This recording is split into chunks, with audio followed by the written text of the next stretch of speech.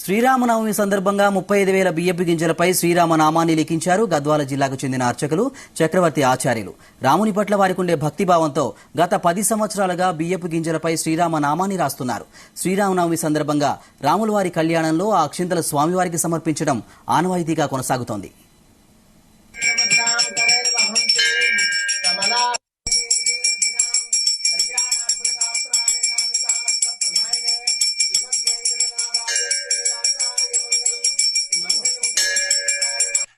శ్రీరామ రామ రామేతి రమే రామే మనోరమే సహస్రనామ తత్తుల్యం రామనామ వరామే.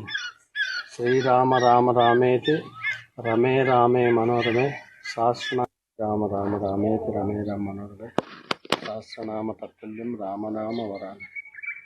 శ్రీరామ రామ రామేతి రమే రామే మనోరమే సహస్రనామ తత్తుల్యం రామనామ వరామే.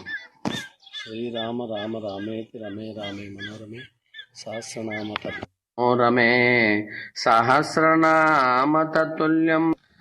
శ్రీరామ రామ రామేతి రమే రామే మనోరమే సహస్రనామ తత్తుల్యం. రామ రామ రామేతి రమే రామే శ్రీరామ రామ రామేతి రమే రామే మనోరమే సహస్రనామ తత్తుల్యం రామనా.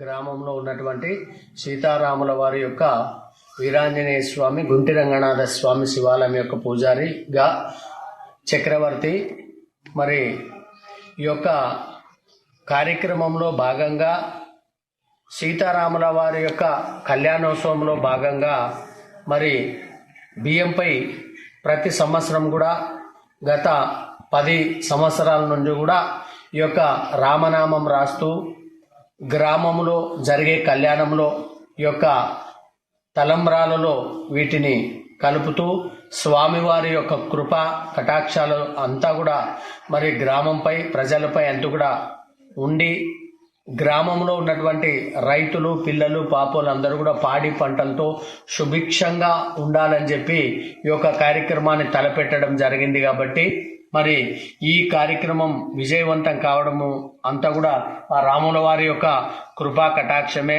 మరి అలాంటి సద్బుద్ధి ఆలోచన కలగడం కూడా సీతారాముల వారి యొక్క కృపా కటాక్షం, రంగనాథ స్వామి యొక్క కృపా కటాక్షమే అని చెప్పి తెలియజేసుకుంటూ మరి ఈ కార్యక్రమాన్ని వివిధ గ్రామాల నుంచి వచ్చి కళ్యాణంలో పాల్గొని ప్రజలందరూ కూడా